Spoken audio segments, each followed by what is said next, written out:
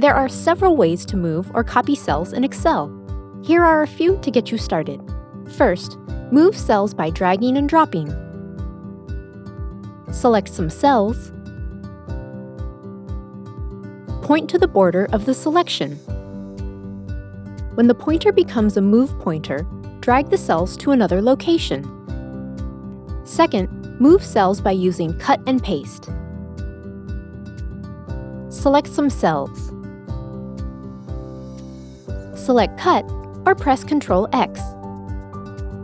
A dotted line indicates the cells have been cut. Select where you want to move the cells. Select Paste or press Ctrl V. Third, copy cells by using Copy and Paste. Select some cells. Select Copy or press Ctrl C. Select where you want to copy the cells. Select Paste or press Ctrl V.